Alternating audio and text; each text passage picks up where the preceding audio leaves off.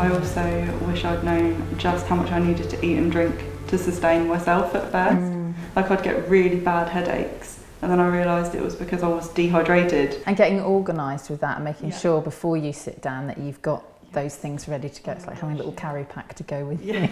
One in each room, I think knowing everything's a phase as well, and kind of getting to that point of acceptance that they do sleep the whole night one day, and sort of managing that, and knowing to, even though everybody tells you sleep when they sleep, to actually take that on board, even if you can't sleep, just to even sort of meditate or rest or just close your eyes gently is good.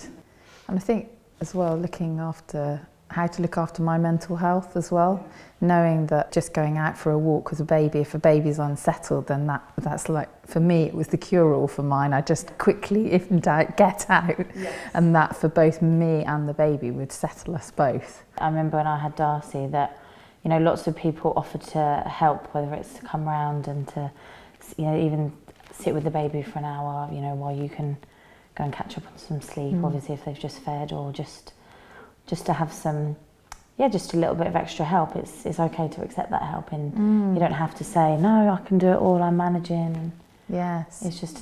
It's saying, yes, actually, you can do this for me or do that for me. Yeah, you're not a failure. It's actually a way of, you know, making motherhood better for everybody, isn't it? It's okay to limit visitors as well, I think. Yeah. When you come home and everybody's like, congratulations, when can I come round, when can I come round? And it was almost like appointment times, like this person's coming this morning, they're coming in the afternoon, and then the health visitor's coming, and we've got this check with the midwife, and next time I think I would just relax and just sort of have visitors, but when I was up to it, depending on how my night had been, depending on how I was feeling, and being, you know, knowing it's okay to say, actually, I don't want anyone coming around today.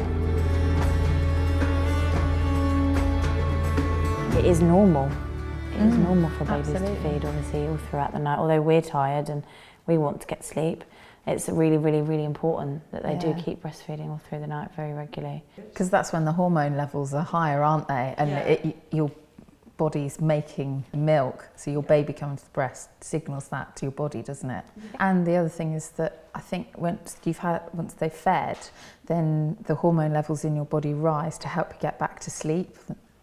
So that's just incredible, isn't it? That your body can do that. It doesn't last forever though. The night feeds, obviously, as time goes on, they become less frequent and shorter. Sometimes they just want to be close to you. Communication, isn't it, between you and them? They can't talk, so you know, some of it's just comfort. Sometimes it feels like the answer to everything. Just put them on the boob and it'll all be okay. Having sort of like a caddy, I think that's really important to remember as well for the evenings, you know, just getting yourself a drink and some snacks, and just taking things up with you that you're going to need throughout the night, so that when you are there feeding frequently or feeding for long periods of time, you've got things that are going to help you nearby as well. Yeah. Jasmine used to latch on. I used to have to drink a pint of water. I just had this immense thirst come immediately. It's just unbelievable how much you can drink. And I didn't seem to need the toilet.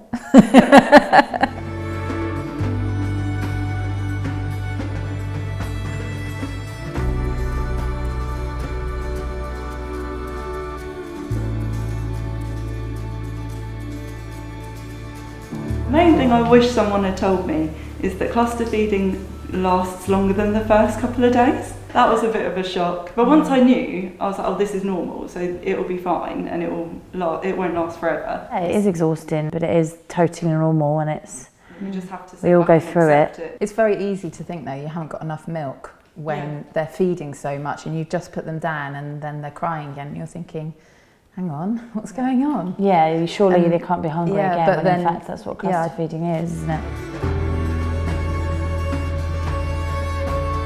Have confidence in yourself to feed outside as well. That was another thing.